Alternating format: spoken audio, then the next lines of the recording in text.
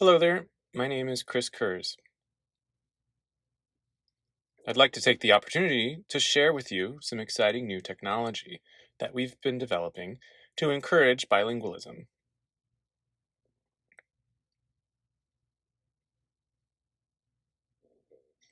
The name of this platform is World Around You, and this is the sign.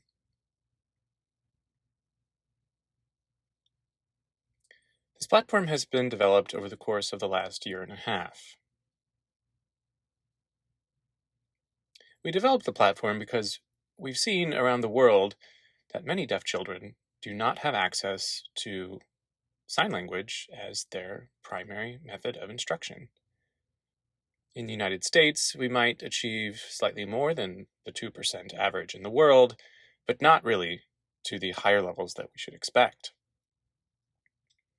So this piece of technology, World Around You, exists to encourage bilingualism in deaf children so that they can see language in use, local languages, regional languages, national languages, and even international sign. I was not the content developer for this program. Instead, I worked on the technological aspects of developing the platform. The content is developed by communities, and these communities vary across the world. But all in all, they are comprised of deaf people using sign language, writing stories, and drawing artwork. This presents a great ability for collaboration to occur for those who are artists, those who are writers, and those who would like to translate written stories into sign languages. World Around You incorporates both stories and games. And the games are learning games that are connected to the stories. I'll give you examples of these here in a moment. Given the COVID pandemic, this conference, of course, was canceled, and our presentations are to be given virtually. Normally, I would ask you to open up World Around You and take a look at how to use it. And of course, this can be used in communities and schools and in families. But really what's important for you to know is that this is a free piece of software. I'm a strong supporter of free and open source software. That means software that has been developed specifically for others to be able to take advantage and use. For example, if one school would like to open a derivative of this piece of software, they can do so for their own school environment. Free and open source software, FOSS as an acronym, means that many people can collaborate and contribute to the software, and that the information contained there is free.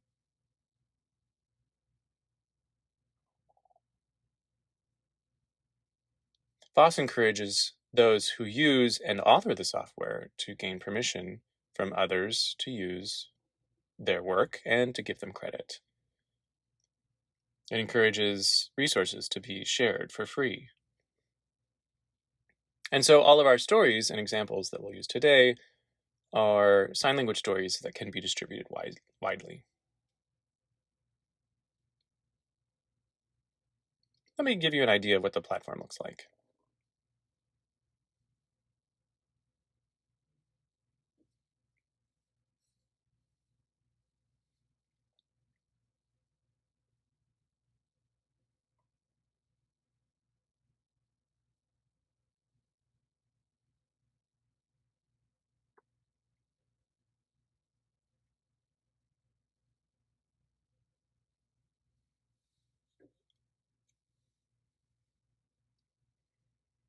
So here you can see how World Around You looks in a web browser. It's also compatible with mobile devices, and let me show you that later.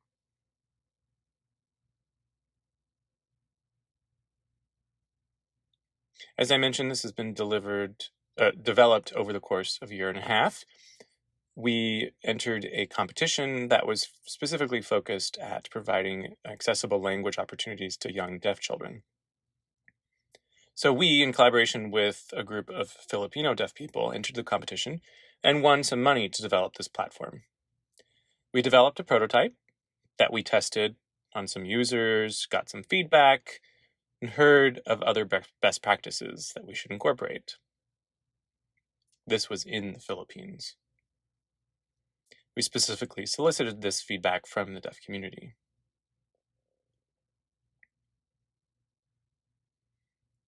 With the community as judge of what they liked and not, we went into a second round prototype that went into much more depth, going from an alpha prototype to a beta prototype.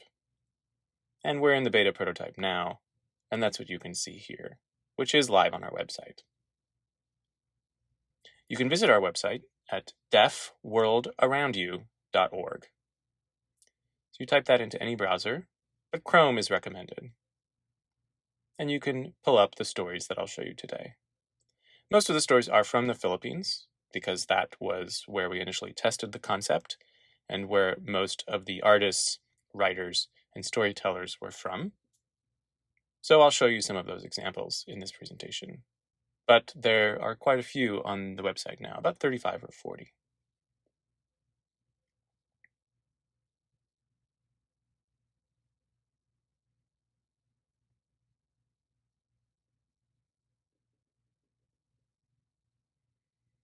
Here's an example.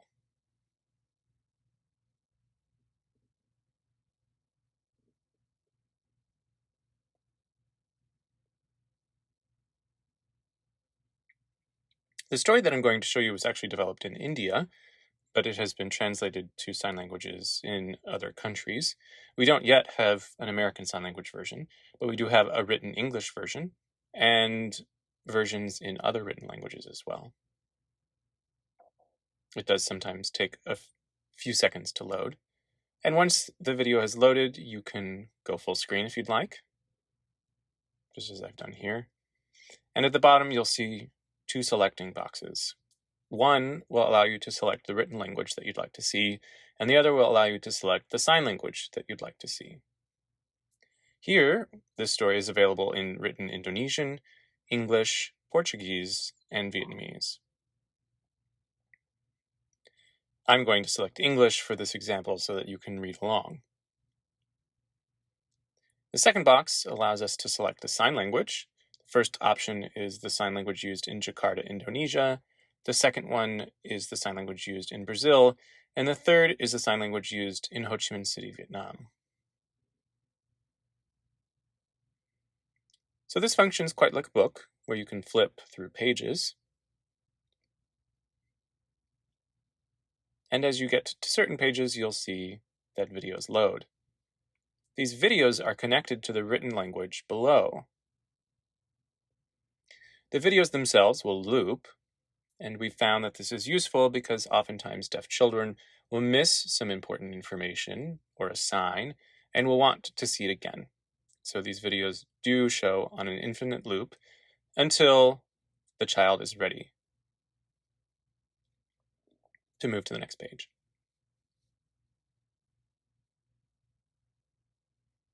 Pages can have just images, and this gives students the time to understand things in graphic form.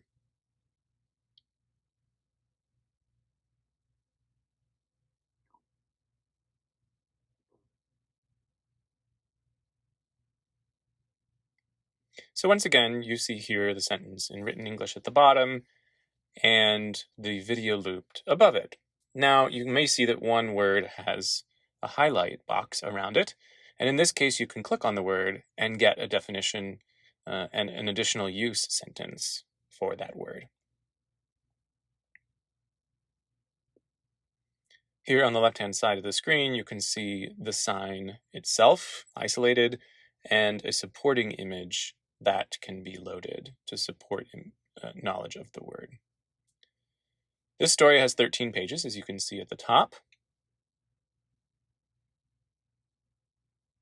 And as I mentioned earlier, you can switch languages. So if you wanted to switch into a different written language, for example, Indonesian, you could select that box and that language, and you can see at the bottom that the written language changes, but the sign language remains. We can do this again into Portuguese and again into Vietnamese.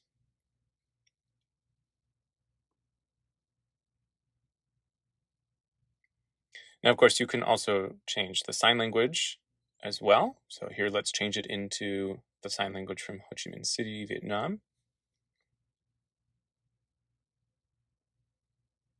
And if you're wondering what she's signing in English, again, we can switch the written language to English.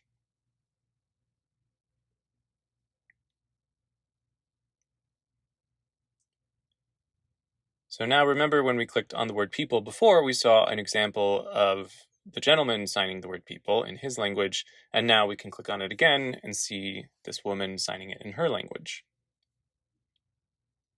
And we can switch the sign language once again to Brazilian Sign Language. And by clicking on people again, we can see the sign for people in Brazilian Sign Language.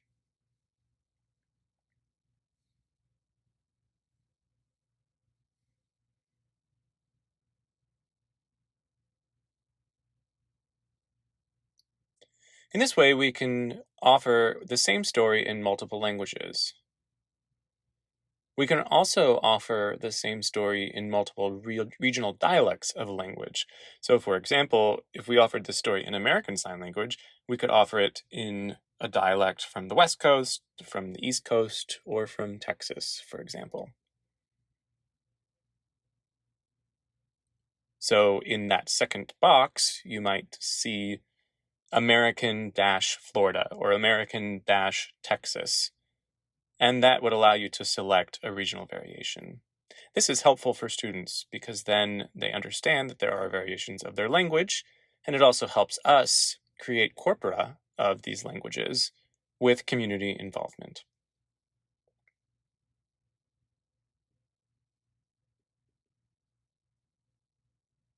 So children are able to view the story in this manner, and once they're done with that, we do hope that they've learned some words along the way.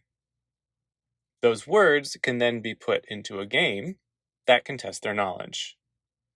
These games look like matching experiments or fill in the blanks, and I'll show you what those look like.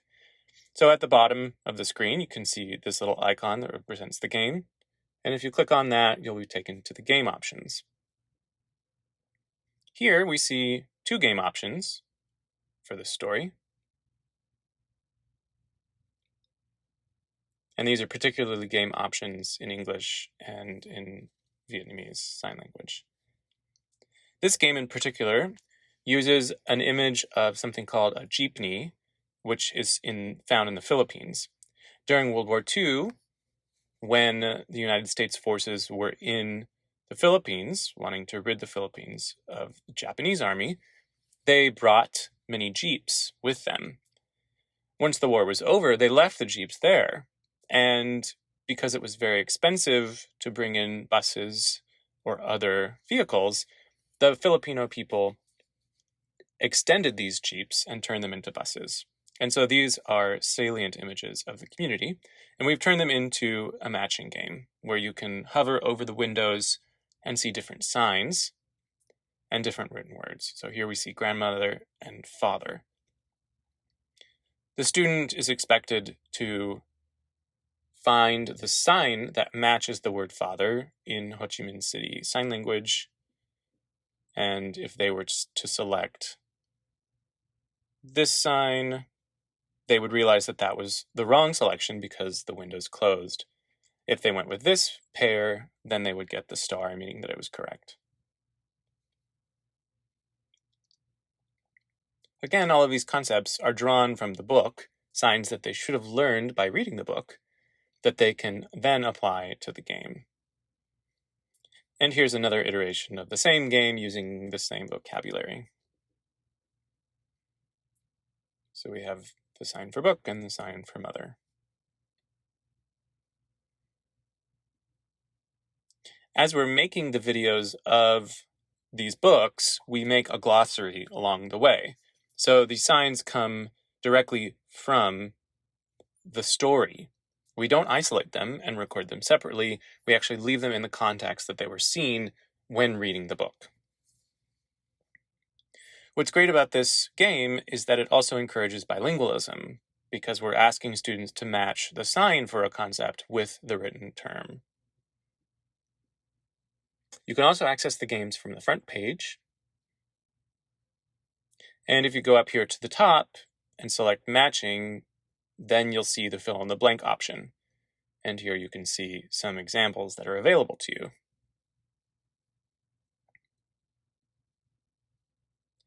So here we're going to see a sentence that has a blank, and at the top there will be 3 signs that the student can choose from.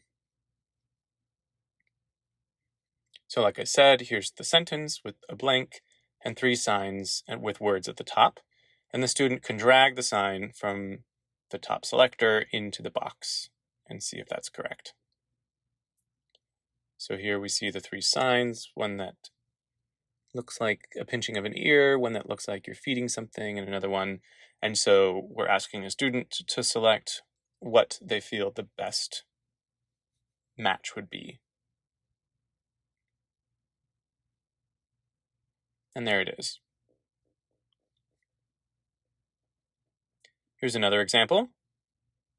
And I'll pick the wrong sign to show you what it looks like if the student selects the wrong sign. So here I'm going to select the sign for people.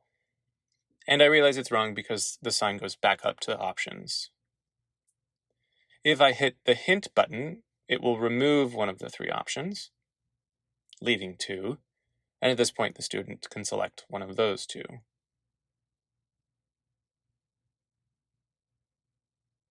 So here's the sign for can't, and that was the correct choice.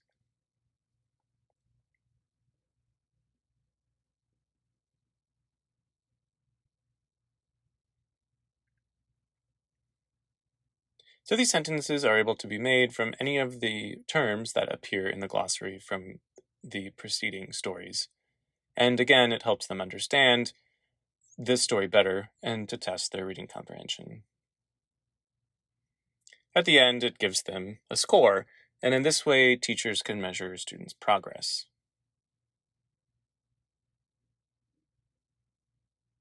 You can create as many tests in a game as you'd like. You can go up to 30 words or stick with 10, as long as they appear in the glossary. This is just an idea of how to use this for reading comprehension purposes.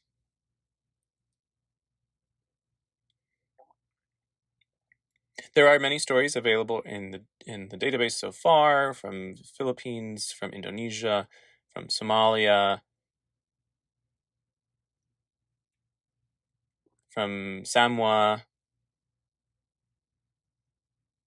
and other countries. And we hope to have over 200 stories. We do have one story that pertains specifically to COVID.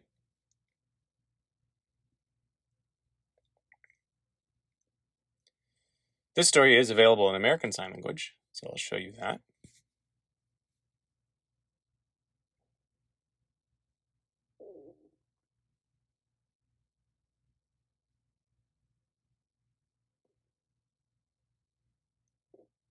And I'll change the written language to English.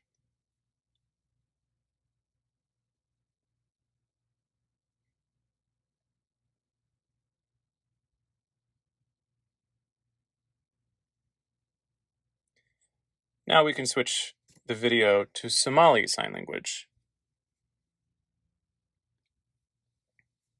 This is the first story that we have in Somali Sign Language.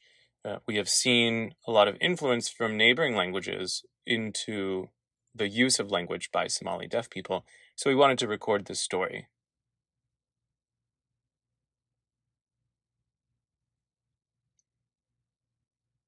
So there you go, Somali Sign Language.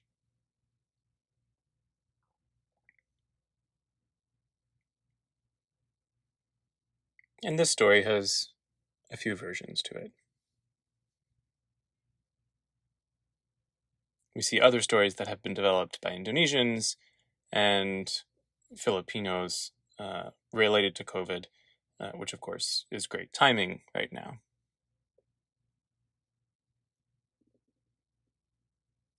We do have stories with other vocabulary items. Here's one about school items in particular. So we'll leave this in English and we'll go full screen. And we'll choose Filipino Sign Language NCR. This is the sign language that is used in the area around Manila, the capital. The Philippines have a lot of islands, and there are other variations of sign language that are used in those locales, but NCR is used near the capital city of Manila.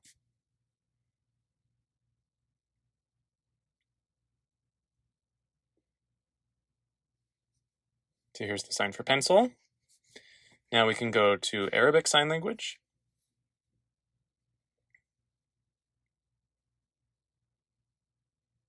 Here's Arabic Sign Language, and you can see that they're using the pencil in the opposite direction because of how the Arabic language is written.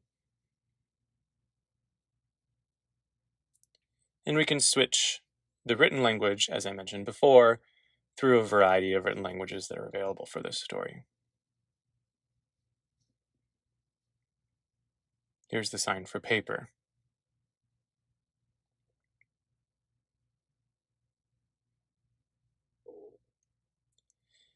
While this story is only a word glossary, if you will, you can still make a game from it in the same way that we did before.